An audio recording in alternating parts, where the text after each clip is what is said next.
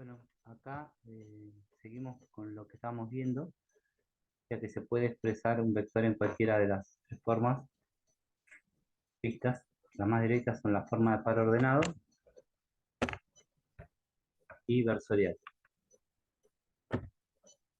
Pero para pasar a la forma polar, a partir de cualquiera de las dos anteriores es necesario hacer un cálculo previo de su módulo, eh, ya visto usando Pitágoras, y de su ángulo. Bueno, ahí está el vector. Tenemos la forma de par ordenado, la forma versorial, y con cualquiera de las dos se puede sacar el módulo, ¿sí? Esa es la primera parte de la componente de la forma polar. Bueno, pero faltaría determinar el ángulo, ¿no? Para determinar el ángulo se requiere utilizar definiciones trigonométricas, ¿sí? Así que vamos a hacer un repaso. Cada un triángulo rectángulo, significa que uno de sus lados es de 90. Sin importar su ubicación en el plano, se pueden nominar a sus respectivos lados a partir de fijar un ángulo. Ahí tengo el triángulo rectángulo. Y lo primero es la hipotenusa, que es el lado enfrentado, opuesto al ángulo recto. También es el lado común a ambos ángulos agudos. En este caso es el lado C. Los catetos son los lados que forman el ángulo recto, pero dependiendo del ángulo que se analice, tienen sus denominaciones. En este caso, los catetos son los lados A y B, el vertical y el horizontal. La hipotenusa es el lado común a ambos ángulos, pero dependiendo del ángulo que se tome, se denominan de la siguiente manera. Si tomamos el ángulo beta, identificamos la hipotenusa, el C, y al cateto B, que forma parte de uno de sus lados, se lo denomina cateto adyacente. Al cateto A, que no forma parte del ángulo beta, que está enfrentado al mismo, se lo denomina cateto opuesto. Ahora, si tomamos el ángulo gamma, también identificamos la hipotenusa. Al cateto A, que forma parte de uno de sus lados, se lo denomina ahora cateto adyacente, y el B, que no forma parte del ángulo, gamma, y que está enfrentado al mismo, se lo denomina cateto opuesto. Bueno, a partir de esto se definen las funciones trigonométricas. Empezamos por la primera, pero tomando el ángulo beta. Ese sería el ángulo beta. El seno se define como el cateto opuesto sobre la hipotenusa. En este caso, el cateto opuesto sería A, la hipotenusa C.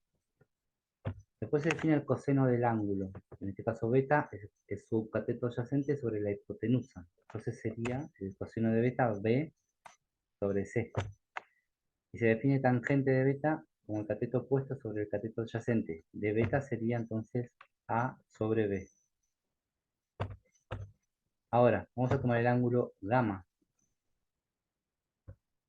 Y la definición del seno de gamma, que sería, bueno, su cateto opuesto sobre hipotenusa, ahora quedaría B sobre C. Lo mismo con el coseno, que es cateto adyacente sobre hipotenusa. En gamma quedaría A sobre C. Y la tangente de gamma, cateto opuesto sobre cateto adyacente, quedaría tangente de gamma B sobre A. Con esto se puede calcular el ángulo para pasar a la forma polar. Como hoy tenemos el vector, eh, la forma polar, tenemos el módulo y el ángulo.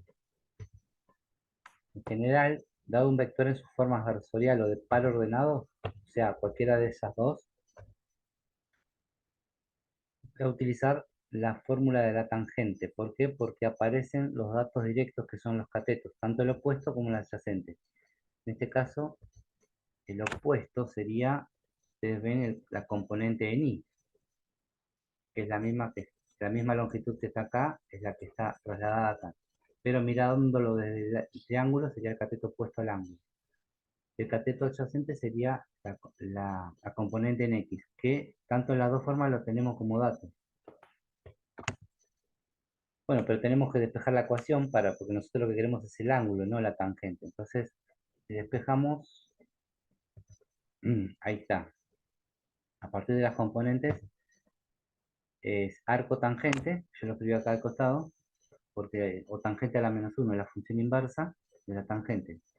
¿De qué? Del cociente que quedó ahí entre las dos componentes. O sea, de esta manera o de esa lo pueden escribir. En la calculadora está de la forma que está escrito ahí, que es la tecla inversa de la función tangente. Vamos a hacer un ejemplo. Vamos a pasar a la forma vectorial bipolar, el vector 4, 4. Ahí está el vector 4, 4. En forma vectorial yo, o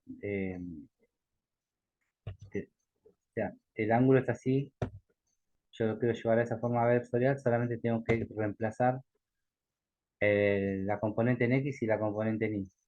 Y ahí quedaría, es directo. Ahora pasando a la forma polar,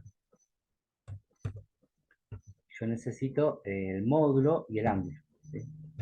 Ahí está el vector del ejemplo. Vamos a empezar por el módulo, ¿sí? El módulo sería la longitud que tiene el vector. Sería el vector B. Es la longitud que tiene el módulo del vector B. Por la forma de Pitágoras, reemplazo y quedaría la componente x al cuadrado más la componente y al cuadrado, que en estos casos se repiten, 4 al cuadrado más 4 al cuadrado, y hago la cuenta, 16, 16, sumo 32. Puedo dejarlo así, si quiero ver cuánto es en aproximadamente, es 5,7. Haciendo aproximado con la pestaña de la ñ arriba, es porque estoy redondeando, no sé el valor exacto. Bueno, entonces ya tengo el módulo. Falta el ángulo. Para hallar el ángulo, entonces la fórmula que vimos recién es el ángulo es el arco tangente, el cociente entre los componentes vertical sobre la horizontal. Ahí estaría el ángulo. Bueno, acá la componente es 4, 4 me da 1. Y si hacen con la calculadora, les va a dar 45 grados.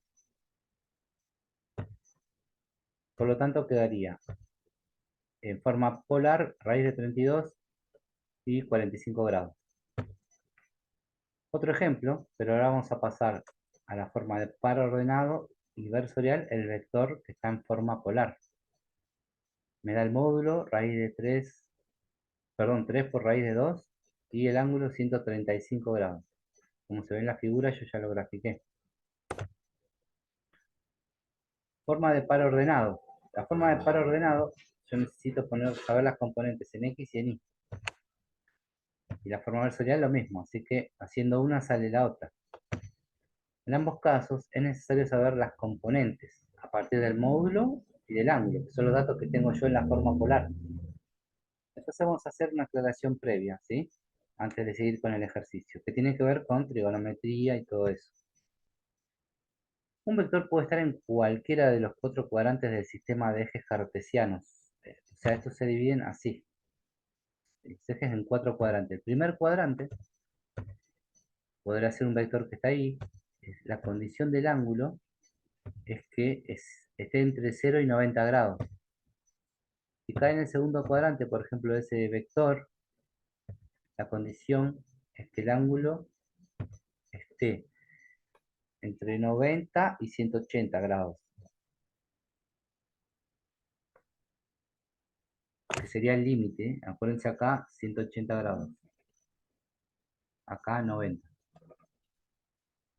Acá 270 son los múltiplos de 9, 90 digo, y 360.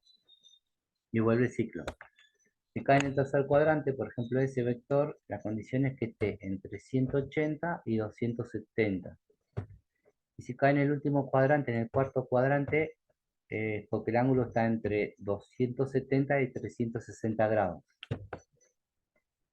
Bueno, y ahora viene algo que nos va a servir para ver la respuesta. Se define como ángulo de referencia θ sub r al ángulo agudo que se forma desde el lado más cercano al eje horizontal hasta el lado que forma el vector.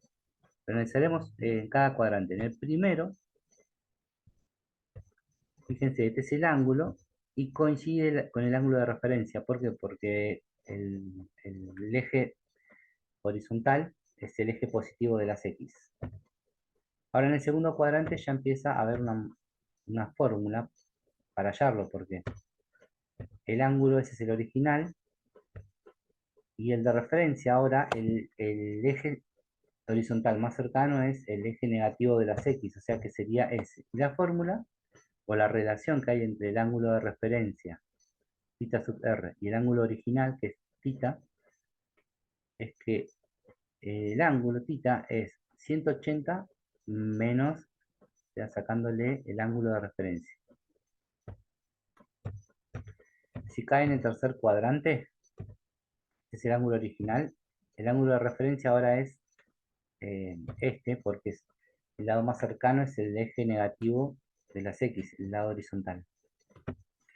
¿Y la relación cuál es? Es que θ es 180 más el ángulo de referencia.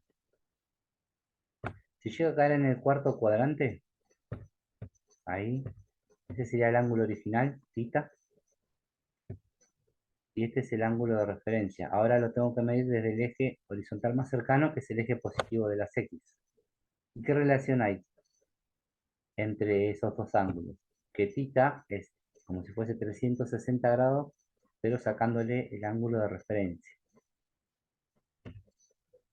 Ahora sí, volvemos al ejemplo. Una vez que ya aclaramos eso, para pasar a la forma de par ordenado, entonces empiezo calculando, bueno, sería así, vamos a calcular P sub X, la componente en X. Voy a usar el coseno. ¿Por qué? Porque es la componente horizontal. El coseno es 135 y tengo cateto adyacente sobre la hipotenusa, que sería el módulo del vector. Pero el cateto adyacente, si lo miramos así, desde que se forma, no es un triángulo rectángulo. Por eso nosotros tenemos que tomar en realidad el triángulo rectángulo, que sería, claro, porque no es agudo. Nosotros lo que tenemos que tomar es este triángulo, que nos queda un triángulo rectángulo. Así aplicamos la base. Yo quiero saber cuánto mide esta componente horizontal en X. Entonces vamos a ver el ángulo de referencia. ¿Cuál sería entonces? En este caso, como en el cuarto cuadrante ya sabíamos la fórmula. Es el ángulo es 180, bueno, menos el ángulo de referencia. O sea que vamos a trabajar con el ángulo de referencia y no con el original, porque ahí ya podemos detectar cuál es el cateto adyacente, que sería la componente justamente que estamos buscando. Entonces yo ahora pongo coseno, no del ángulo original, sino del ángulo de referencia. Todavía no lo sabemos, pero sabemos que estamos trabajando con ese. Pero, el módulo lo sabemos, falta el cateto adyacente. Ahora sí puedo decir que el cateto adyacente es la componente en X del vector. Bueno, eh, como el ángulo de referencia lo podemos calcular a partir del ángulo que nos dieron, que es 135, vamos a hacer la cuenta. Como está en el segundo cuadrante, recordaban que la fórmula que vimos era esa. O sea, para saber el ángulo de referencia, a 180 le tengo que restar.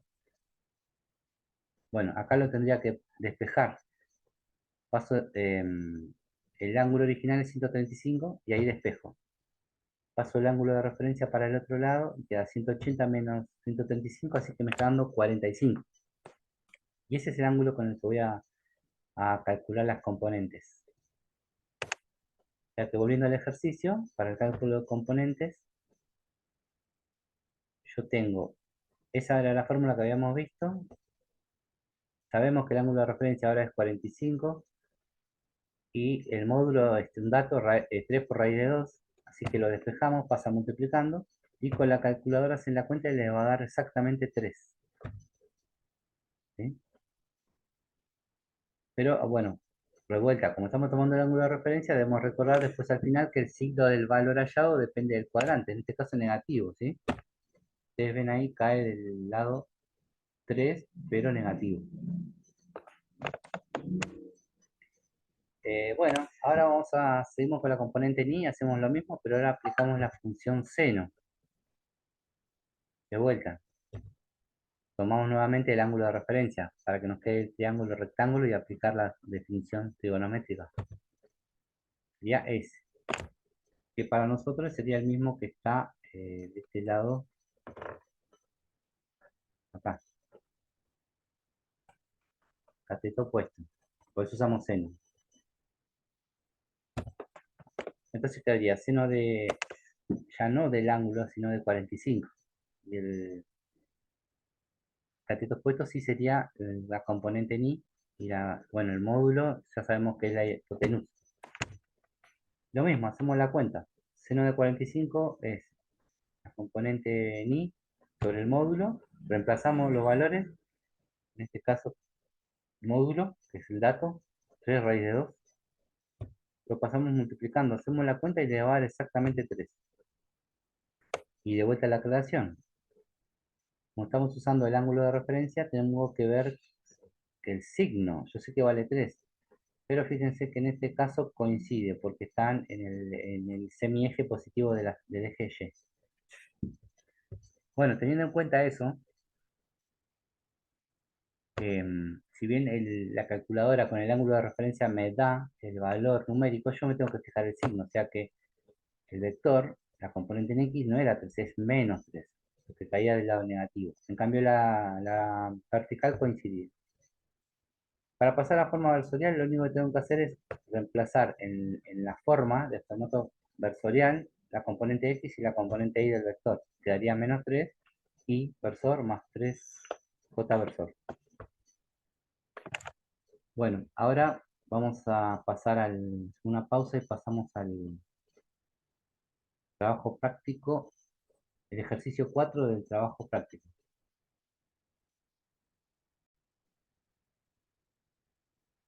Bueno, acá es el ejercicio 4, vamos a empezar a hacerlo. Dice expresar los vectores en formato polar, versorial y de par ordenado según corresponda, y representarlos gráficamente en un sistema de coordenadas. Así que ahí lo que voy a hacer es primero representarlo, que es la forma más fácil. Acá tengo la componente A en X, y esta sería la componente A en Y. O sea que sería 6, sería la componente A en X, y 2 sería la componente A en Y. Quedaría el punto acá, o sea que el vector va del origen, siempre del origen hasta el punto de coordenadas. Y lo primero que voy a hacer es pasarlo a forma versorial, me parece que es lo más fácil. Entonces ponemos, pasamos a forma versorial, no, versorial,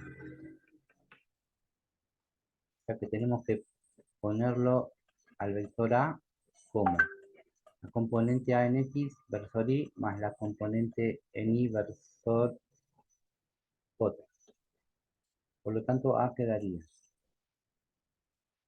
en forma versorial, AX es 6, 6Y más la componente en Y es 2, 2J. Y ahí quedaría la primera parte. Después pasaron a forma polar. Y ahí ya necesito saber el ángulo este, vamos a llamarle θ, y necesito saber el módulo del vector A. Este es el vector A. Bien, entonces empiezo calculando el módulo.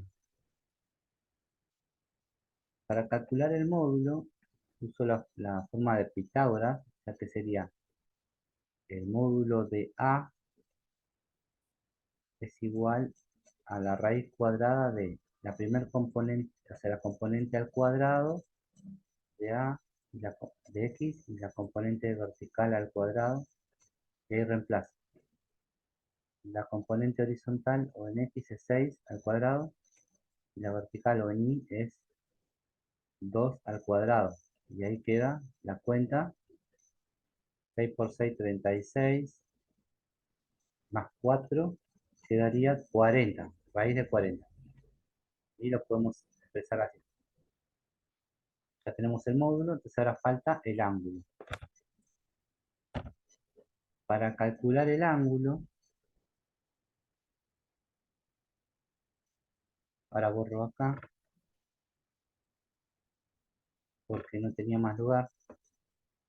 Para usar el ángulo, entonces la función trigonométrica que también vimos, que era el ángulo, primero voy a poner acá. Siempre escriban todo lo que hacen para calcular el ángulo.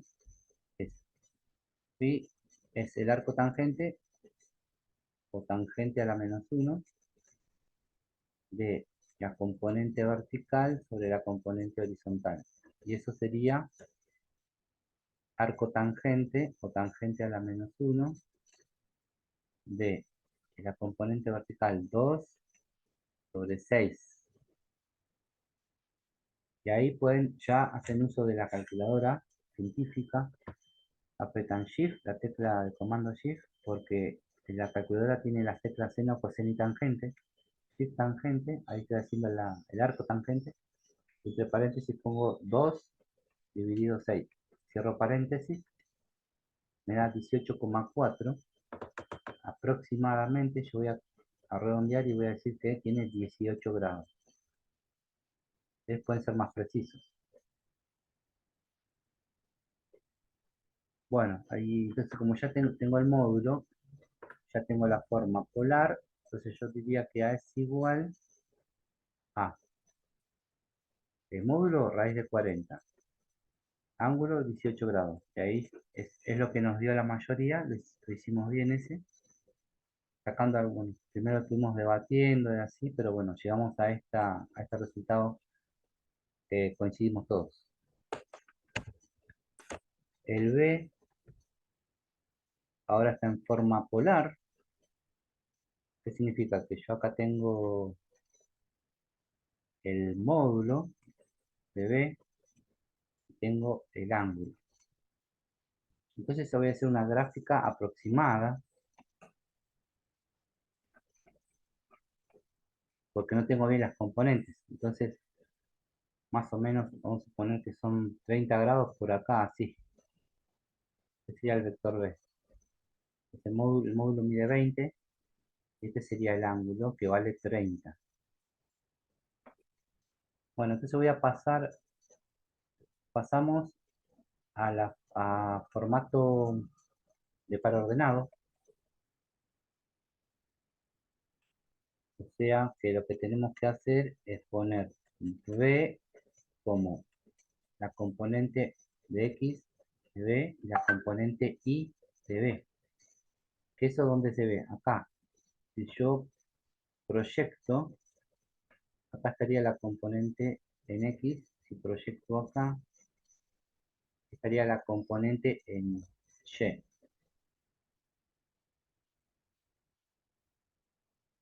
Bueno, entonces ahí hay muchas formas de hacerlo.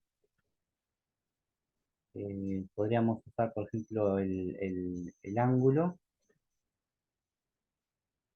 La fórmula de decir, el ángulo es igual a la tangente. Bueno, no, en realidad el ángulo ya lo tenemos. Yo- Tenemos para usar la función seno, coseno o tangente. Bien, se puede usar cualquiera de las tres, pero la ventaja de usar la tangente, ¿cuál sería? No sé, tendríamos que probar. Estuvimos probando varias veces y, por ejemplo, si usamos tangente, sería tangente de 30 grados, es cateto opuesto sobre cateto adyacente. Entonces me quedaría que la tangente de 30 grados, que eso se saca con la cálculo, sería igual. El opuesto es la componente en Y y la adyacente es la componente en X. ¿Qué pasa acá? Tengo dos incógnitas. Esto no lo sé y esto tampoco. Entonces, ¿qué hicimos? Esto lo descartamos. Porque tangente no es conveniente usarlo porque ya tengo dos incógnitas. Yo al menos tengo que tener una sola incógnita. Bueno, entonces nos queda seno y coseno. Si yo quiero empezar por calcular, o ponemos así, calculamos la componente en X. ¿Cuál me convendría usar? Después de mucho ver, nos conviene usar el coseno. ¿Por qué? Porque yo tengo coseno de 30 es igual a qué? a cateto adyacente, que justamente el adyacente de 30 es Bx sobre la hipotenusa. Y la hipotenusa sí es el dato, ¿por qué? Porque la hipotenusa, que sería esto, es el módulo, o sea, que es el ángulo recto, sería el módulo de B. Así que está como dato, porque es la forma polar. Se conviene usar. Entonces me quedaría que coseno de 30 es igual a cateto adyacente, que sería la componente en X por la hipotenusa, que es 20. Y ahí despejo. Hago coseno de 30 por 20. Y me queda la componente en X. Usando de vuelta la calculadora, aprieto la tecla coseno de 30 y me está dando aproximadamente, yo voy a dejar con 4 cifras, 0,86666 por 20. Eso me daría la componente. Bueno, por 20 me está dando, acá que estoy haciendo no es igual, es aproximado porque no estoy usando todos los decimales. Entonces acá me estaría dando aproximadamente la componente en X 17,3. Voy a poner 17 para redondear. Bien, entonces ya sabemos que te vale 17. ¿Qué falta? La componente en Y. Hacemos todo lo mismo. Pero ahora vamos a poner, calculamos la componente en Y. ¿Cuál sería? Si este era el vector, B, este era el ángulo de 30 grados. Esta, aunque que viene acá, sería la componente en Y. Que sería como, o sea, este lado sería como este lado, sería el cateto opuesto. Entonces uso la función seno. Seno de 30 es igual a cateto opuesto sobre hipotenusa. Entonces, ¿qué digo? Que el seno de 30 es igual, el opuesto entonces sería la componente de y la hipotenusa del valor del módulo, sería 20. Y hago lo mismo, despejo seno de 30 por 20. Y ahí me da la componente en Y. Seno de 30 sería seno de 30 me da 0, acá me da exacto, entonces no tengo que redondear. Y 0,5 por 20 me da 10. Y esa es la componente de... Por lo tanto ya tengo la forma de par ordenado, forma par ordenado, me quedaría vector B igual 17 y 10. Y la forma versorial es solamente reemplazar los datos y ponerlos como suma de 17 componente en I más 10 componente en J. Y ahí ya tengo la forma, pasé a par ordenado y a forma de versorial. Ahí, bueno, ahí terminaría el ejercicio y quedamos hasta ahí, llegamos hasta ahí. Y ahora, después seguimos viendo lo otro. Bueno, vimos propiedades algebraicas de los vectores. eh, Vamos para definir la suma, resta, multiplicación en escalar por un vector y la división también. La propiedad asociativa te permite que cuando yo tengo más de dos vectores, los puedo asociar de diferentes formas. Por ejemplo, los dos primeros y después hacer con el último el resultado, o al revés, agarrar los dos últimos y el resultado hacerlo con el primero. La propiedad conmutativa es la que me permite cambiar el orden y no altera el resultado. El vector nulo se define como 0, componente 0, 0, y es el neutro para la suma. O sea que sumar un vector nulo es como no hacer nada, ¿sí? Ahí está la expresión en forma de par ordenado. El vector opuesto. ¿Qué es el vector opuesto? Dado un vector A, el opuesto es menos A. Se le llama opuesto tal que si lo sumamos resulta el vector nulo, o sea, el neutro para la suma. Sería así, el vector más su opuesto me da cero. Cuando es multiplicación de un escalar por un vector, un escalar multiplica el módulo del vector, por lo tanto, es lo mismo que multiplicar a cada componente por dicho escalar. Por ejemplo, vamos a suponer que A minúscula es un escalar y ahí tengo el A vector. Y lo pongo en forma de par ordenado. Entonces, cuando multiplico al par ordenado y es como que introduce el escalar en cada componente. Dividir es como multiplicar por el inverso. ¿Qué es el inverso? Dado un escalar distinto de cero, ¿sí? Esa es la única condición, tiene un inverso multiplicativo en los reales, los racionales. Entonces, ya que al dividir por un escalar es como multiplicar por el inverso. Es a la menos uno. Ahora van a ver por qué. En símbolo sería así. Si a es distinto de cero, entonces existe el a a la menos uno, el inverso, tal que a por a a la menos uno me da uno. Uno es el neutro para la multiplicación. Significa que multiplicar por uno no es nada. Y entonces queda a la menos uno. Si despejo es uno sobre a. O sea, como que para hallar el inverso tengo que darlo vuelta al número y ya lo obtendría.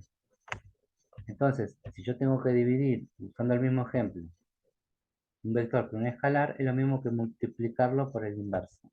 Ya vimos que multiplicar por el inverso es distribuir, quedaría así.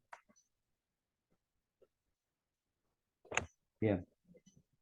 Y bueno, pasamos a hacer ahora el ejercicio de trabajo práctico, el ejercicio 5. Así que vamos a hacer eso para terminar.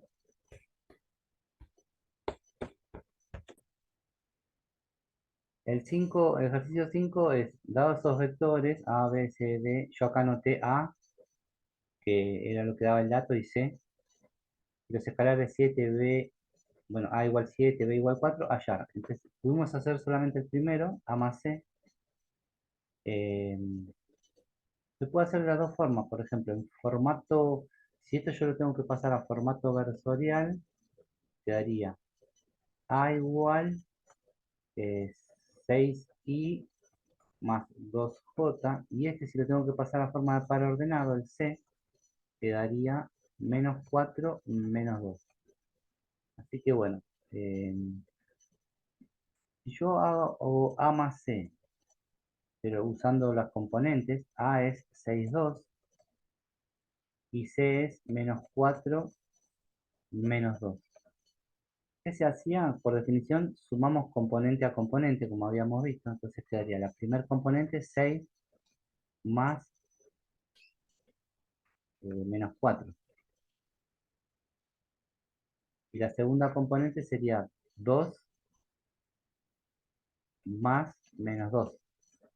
Pongo así porque estoy sumando, pero como es negativo, al final ustedes ya se darán cuenta que haciendo regla de signos, quedaría más menos 4, y acá haciendo más menos 2 queda menos 2. Y ahí resuelvo 6 menos 4, 2, 2 menos 2, 0. Y ahí tengo la suma. También me habían dicho que se podía hacer en formato versorial. Un compañero dijo, ¿por qué no lo hacemos en formato versorial? También se puede hacer. Tendríamos que llegar a lo mismo. A sería 6i más 2j más. Y acá sumo y pongo un paréntesis. ¿Por qué? Porque son dos términos. C es menos 4i menos 2j. Lo primero que hago es, por ejemplo, es sacar el paréntesis. Entonces 6i queda ahí más 2j. Como el signo positivo, queda todo igual. O haciendo regla de signos y distribuyendo es lo mismo. Queda menos 4i menos 2j. Entonces haciendo la cuenta, junto las i con las i, ya queda 6, 6i menos 4i, 2i. Y acá, juntando las j, sería este con este, 2j menos 2, 0j. Se anulan. Y ahí quedaría También esto, cuando hay una componente que es cero, también lo pueden poner directamente 2i. Y ahí quedaría formato de par ordenado o formato de versorial, como ustedes elijan.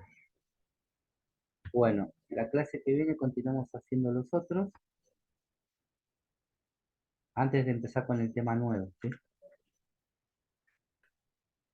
Bueno, si Dios quiere, nos vemos el lunes que viene. Hasta el lunes.